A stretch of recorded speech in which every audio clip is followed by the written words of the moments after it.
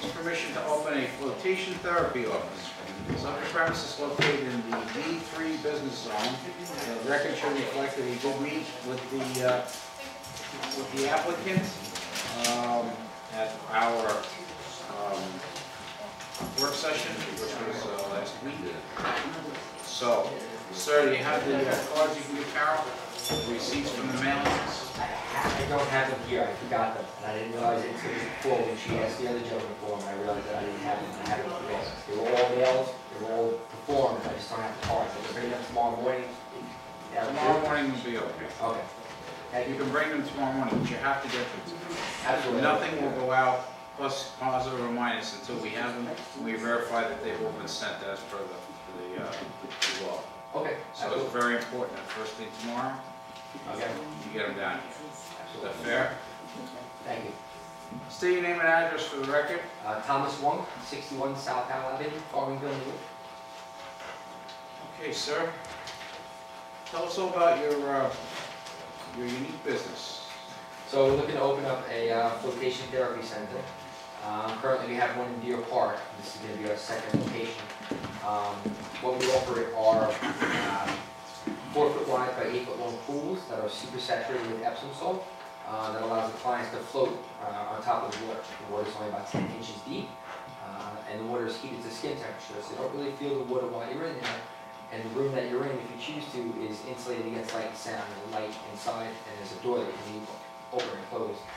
So if you want while you're in there, it's complete sensory deprivation for the client. It's nothing. I sell nothing, which is kind of weird. But. So basically what you're, first of all, these rooms are enclosed. There's a privacy from one to another. Yes, right. And you're actually not, all you're doing basically in terms of therapy is providing a space. You're not actually doing anything to the client. Correct. Is this something you have to be licensed for or anything like that? In some states require it. New York State is not one of those states. There's only so few centers around it. New York State kind of at this point has said like, they don't really have any requirements or anything. The only thing the state has said is that float tanks are exempt from pool and spa regulations because they're less than 16 inches deep. So as of now, there's nothing in New York State or Suffolk County or anything like that. They're 10 inches deep, you said? Correct. What are the dimensions of the pools? 4 feet wide by 8 feet long. Okay. So there's about 200 gallons of water in there. And there's no Board of Health regulations on this? Correct. And you say you currently run one in Deer Park? Yes, yes. Actually, I had a home office for about a year, and then we moved to Deer Park last April. So we've been there a little over a year. So this is not a relocation, it's a new venture for you? Yes, this second location. What kind of staff do you have? Or do you need? Honestly, only one owner. I have a partner, he couldn't be here tonight, unfortunately. Only one owner and one employee. They're very minimal staff. Because when clients come in, you pretty much have to show them what to do, and then say, okay, I'll see you in an hour and a half. Basically, you sign them in, and they're paying for a set amount of time, so. Yeah, we offer 90-minute sessions. And what kind of hours do? Right now, we open from 10 a.m. to midnight, Monday through Thursday, and Friday, Saturday, Sunday, we're open 8 a.m. to midnight. Or weekend, I'm sorry, 8 a.m. to midnight. Do you drain and refill the tanks frequently? As long as you can kind of keep the water clean, you really don't have to drain them. But we do drain ours every 12 to 14 months. The filtration system that we use is very, very adequate as far as keeping the water clean and sterile, and we don't have any issues with that. So as long as we can stay on top of the water, which we always do, it's good. You mean literally stay on top of it? Yeah. Well, I mean, excuse me, I understand what you're trying to say. I've read about it. It's supposed to be very therapeutic. My concern is the cleanliness. Like you said, you drain them, and but there's diseases that could be spread, bodily fluids. I'm just worried about, to me personally, I'd be like, Statistically, numerically, they're about 100 times cleaner than public pools. We use the same kind of sanitation that, like most, we use to sanitize water as far as drinking water goes. We use a sterilizing UV light bulb, which works in conjunction with hydrogen peroxide, which is used in water as well. We don't use chlorine because chlorine is kind of a harmful byproduct and a smell when you get in there. But to date, we've never had any issues with somebody getting sick or a rash or an ear infection or angry phone calls or anything like that. We see a lot of people every day, and we adhere to the same standard that the Float Tank Association, which isn't a federally recognized association, but it's kind of the standard that all this float centers adhere to. We've never had any issues or anything. All the centers around the country kind of use the same standards, and you know, they're on top of it as well. But one thing, sorry, one thing to be noted is, it is in the plans, but there's a shower right next to each tank, and each client showers before the tank, they float, and they shower right after they float. They shower before to help keep the water clean and just getting dirt and debris and oils off. What happens during, you know, I'm sorry, I'm just no being problem. honest, it's like, you know, I'm a big Epsom. You really It's just, Really? I'm really digging deep. That's no problem. And as well. I'm sorry, but I have to put it out there. I mean, Absolutely, it's, you know. I get the question every day when people call. And somebody comes in and they have a scratch, and, you know, they have like a semi-closed minor scratch, but yet they go in, and that's my concern, is, you know, how do you know, filtrate it properly that it's not harmful to other people? Well, just, like I said, we just adhere to the standards that the float tank association kind of set up, and so far we've been fine. We have our water tested every few months to make sure it's, you know, clean and never had any issues or anything like that.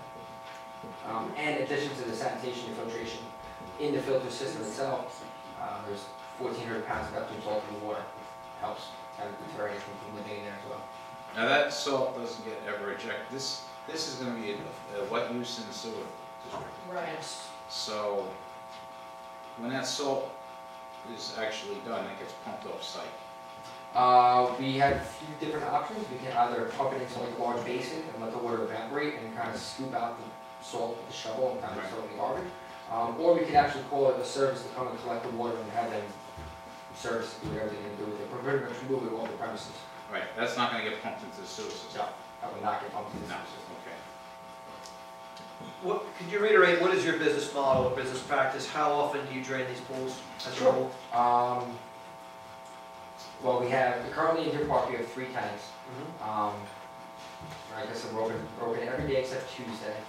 Tuesday we're closed because we do a deep cleaning of everything. We kind of clean the place top to bottom as far as the showers and the whole entire place. Okay.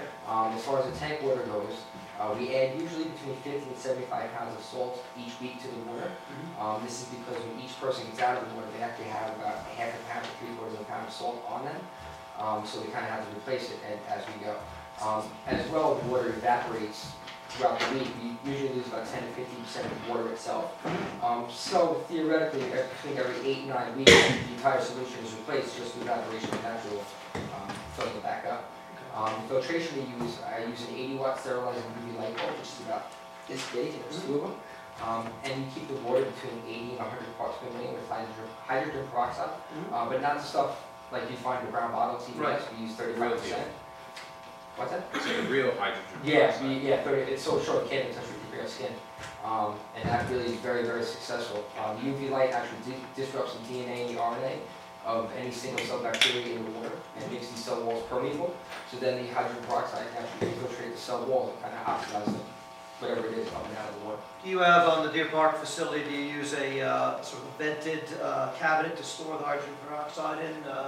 It actually comes, believe it or not, sealed in, it has 4 bags around it because it's so strong. They're so worried about like somebody getting hurt opening up accidentally.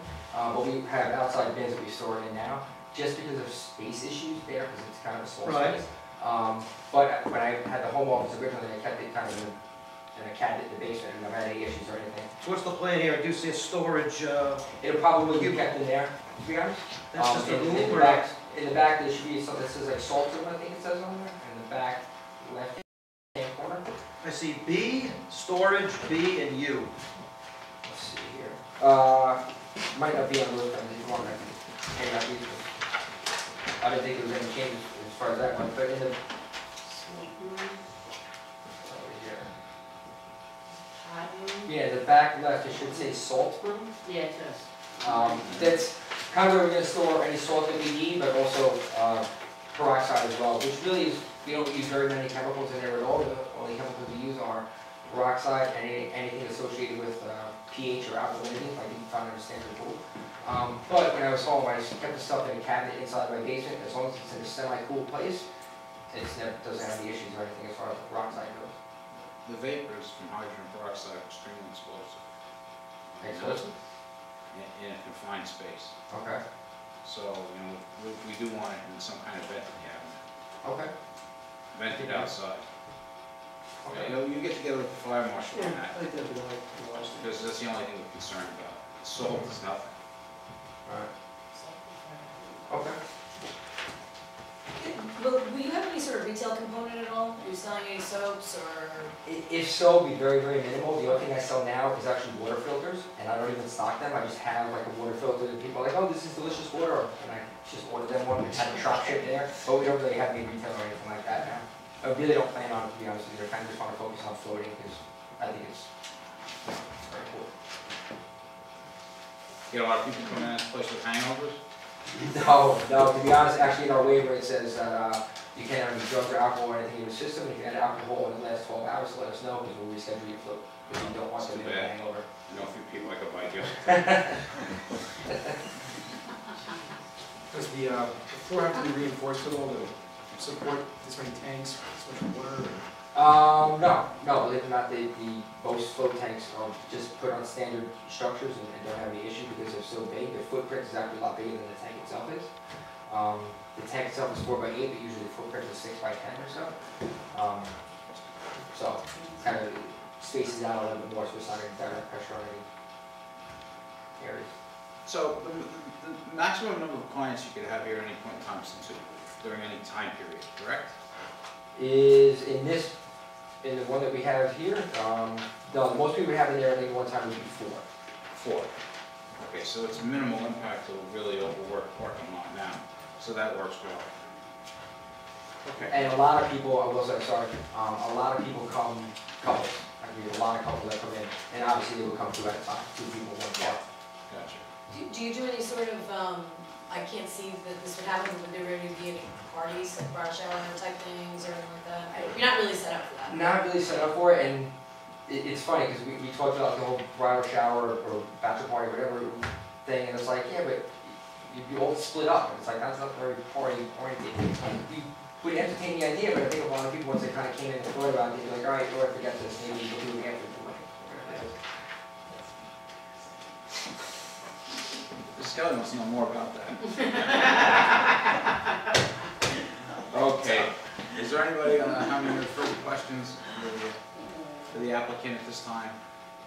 Like I said, we did review this pretty much in depth at the work session, and it sounds pretty exciting, It's certainly a different concept, and we've seen 3 of those tonight, which is refreshing. And not everybody wants to open a bar or restaurant. Okay. All right, is there anyone in the audience wish to speak for or against the application? Yes, sir. You can have a seat. John Bogack, 8 Knoxon Street. It's a great idea, and certainly a boon to the village if it could happen. I just have one concern, and I actually share it with you, Mrs. Kelly.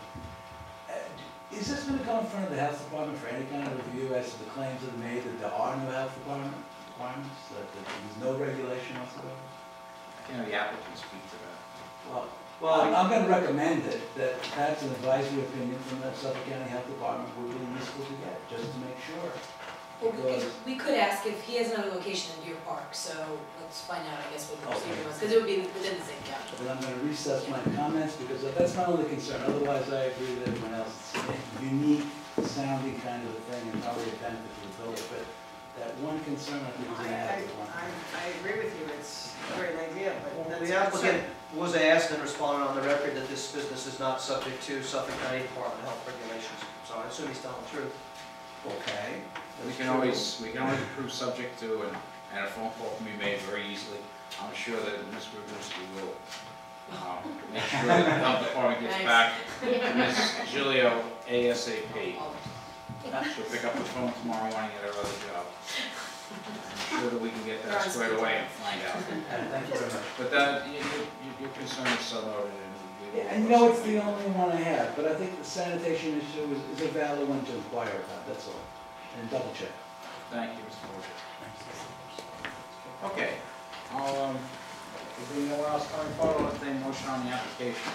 Mr. Chairman, I move we approve the application subject to a review by and consultation with the fire marshal regarding potential storage of hydrogen peroxide in a vented fireproof cabinet, as well as a referral to and a review by the Suffolk County Department of Health, and also subject to architectural review board determination on signage. Thank you, Mr. Weeks. Can I get a second? Second. Second by Ms. Kelly. All those in favor? Aye. Any opposed? Congratulations, welcome to the village of Patchogue. Thank you. We will make some phone calls to the health department, and if what you say is golden, which we have no reason to believe it isn't, but we'll certainly move forward and get you your building permit and get it open, so. Thank you very much. Looking forward to it. Thank you.